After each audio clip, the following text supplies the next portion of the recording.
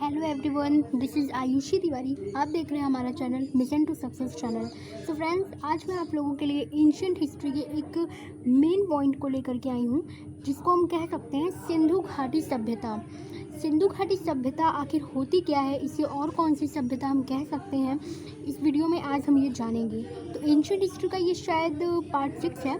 तो चलिए हम इस वीडियो को स्टार्ट करते हैं। लेकिन मेरी स्टार्ट करने से पहले अगर आपको ये वीडियो अच्छी लगे तो प्लीज़ इसको लाइक, सब्सक्राइब एंड शेयर करना ना भूलें। चलिए फ्रेंड्स, हम स्टार्ट करते हैं। फ्रेंड्स, स्टार्ट करने से पहले हम ये समझते हैं कि सिंधु घाटी सभ्यता आखिर होती क्यों है, और सिंधु घाटी सभ्यता को और किस नाम से जाना जाता है, और इसे सिंधु घाटी सभ्यता आखिर हम कहते क्यों हैं। तो चलिए फ्रेंड्स, अब हम जानते हैं। अगर मैं आपको बताऊं फ्रेंड्स, तो सिंधु घाटी सभ्यता, इसका नाम सिंधु घाटी ही क्यों पड़ा।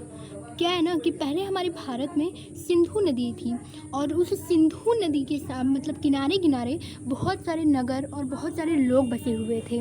तो क्योंकि वो सिंधु घाटी के पास बसे हुए थे, इसलिए उन सारी चीज़ों को, उनमें जो भी मतलब परिवर्तन होते थे या जो कुछ भी वहाँ पे क्रियाकलाप होते थे, उन लोगों को या उस जगह को सिंधु घाटी सभ्यता का नाम दिया गया। लेकिन क्या हुआ कि कई दिन तक ये सभ्यता चलने के बाद कई दिन तक ये परिवर्तित हो गई और लोग इसके नाम से सहमत नहीं थे। इसीलिए क्या हुआ कि सिंधु घाटी सभ्यता को ही हड़प्पा सभ्यता के नाम से भी जाना गया। अब ये हड़प्पा सभ्यता जो है, या ये दुनिया का सबसे पुराना शहर है, और यहाँ पर क्या होता है, सिंधु नदी या सिंधु घाटी सभ्यता के बहुत सारे अवशेष हमको यहीं से प्राप्त हुए थे।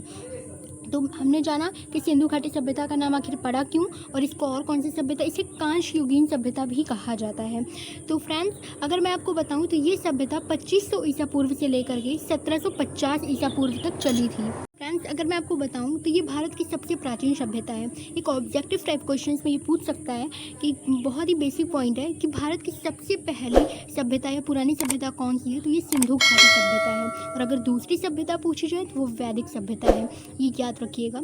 तो इसकी खोज तो 4 लोगों ने की, लेकिन इसके मेन खोजकर्ता कौन थे या फिर इसके निर्देशकर्ता कौन थे, चलिए हम जानते हैं। फ्रेंड्स, अगर इसकी खोज की बात करें तो सबसे पहले 1826 ईस्वी में चार्ल्स मैसन द्वारा इसको खोजा गया। उसके बाद ब्रंटन बंधु ने 1856 ईस्वी में इसको खोजा, और फिर आती है बात सर जॉन मार्शल की। इन्होंने 1921 में इसको खोजा, जिनको हड़प्पा के निर्देशकर्ता के नाम से भी जाना जाता है। अगर आपसे पूछा गया सिंधु घाटी सभ्यता या हड़प्पा सभ्यता के निर्देशकर्ता कौन है, तो वो सर जॉन मार्शल है। और अगर इसके मेन खोजकर्ता की बात करें ना, तो वो दयाराम साहनी। हड़प्पा सभ्यता हमारी दयाराम साहनी के द्वारा खोजी गई थी। और इसको अभी मैंने बताया कि सिंधु घाटी सभ्यता को और किस किस नाम से जाना जाता है, तो वो सिंधु घाटी सभ्यता, हड़प्पा सभ्यता और कांस्य युगीन सभ्यता है। अब चलिए हम इसके मुख्य विशेषताएं बात कर लेते हैं, इसकी मुख्य विशेषताओं की। तो फ्रेंड्स, अगर मैं आपको बताऊं तो यह एक त्रिभुजाकार सभ्यता थी। ये क्या हुआ ना कि पंजाब जो हमारा वो 2 भागों में बटा, एक पूर्वी पंजाब और एक पश्चिमी पंजाब। और ऐसा हुआ क्यों, क्योंकि हमारे मैप में जो पाक यानी पाकिस्तान का जो रास्ता था वो 2 भागों में बट चुका था। इसीलिए हमारा जो पंजाब है वो क्या हुआ कि पूर्वी और पश्चिमी में बट गया। तो ये हड़प्पा सभ्यता जो थी, ये हमारे जम्मू कश्मीर में, फिर उत्तर प्रदेश में, फिर आकर के मध्य प्रदेश, और सीधे सीधे चल करके पाकिस्तान में पहुंची। तो अगर आप मैप में देखेंगे तो जम्मू कश्मीर उसके ऊपर, देन उसके बाद उत्तर प्रदेश हमारा, फिर then Madhya Pradesh and then Pakistan. तो ये जो हमारी सभ्यता है ना, अगर आप इसको मैच कराओगे ना, तो ये एक ट्रायंगल शेप में होगी, यानी कि त्रिभुजाकार में होगी।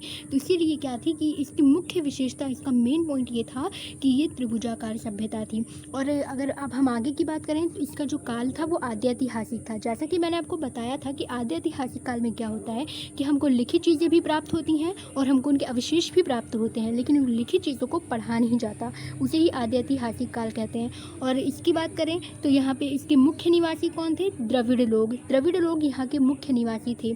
ये क्या थी, एक नगरीय और एक शहरी सभ्यता थी। फ्रेंड्स, इसको शहरी सभ्यता या नगरीय सभ्यता क्यों कहा गया, हम कुछ और भी तो कह सकते थे। शहरी सभ्यता इसको इसलिए कहा गया ना कि अगर आप हड़प्पा देखोगे कि जहाँ पर ये हड़प्पा सभ्यता थी, वहाँ पे घर और बाहर और इसके दरवाजे रोड की तरफ खुलते थे, और जो घर था ना वो सब एकदम शहर नुमा आकार के, उसके शहर के शेप्स का बना हुआ था। जैसे कि शहर में होता है ना कि एक अच्छा घर होता है कि बहुत ही अच्छे उसमें बिल्डिंग्स टाइप्स के बहुत सारे विंडोज़, डोर्स, इन सारी चीज़ें लगी होती हैं। तो वैसे ही सिंधु घाटी सभ्यता में भी थी। और इसकी लिपि की बात करें हम तो भावचित्रात्मक। तो फ्रेंड्स, जैसा कि आज हमने जाना कि सिंधु घाटी सभ्यता आखिर होती क्यों क्या है और इसका नाम किसने ये पड़ा और ये किस सदी की सभ्यता है, सबसे प्राचीन सबसे पहली सभ्यता मानी जाती है, इसकी खोजकर्ता इसकी निर्देशकर्ता कौन है और इसकी विशेषताएं क्या, और इस कौन सी काल की सभ्यता है, यहाँ के मुख्य निवासी कौन है और इसकी लिपि क्या है। तो फ्रेंड्स, आज के लिए बस इतना ही। आई होप कि आज आप लोगों ने कुछ बेसिक सिंधु घाटी सभ्यता को तो समझ ही लिया होगा कि इसे क्या है और इसे कहते क्या हैं। चलिए फ्रेंड्स, आज के लिए बस इतना ही। अगर आपको मेरी वीडियो अच्छी लगे तो प्लीज़ इसको लाइक कमेंट एंड शेयर करना ना भूलें। Thank you so much guys.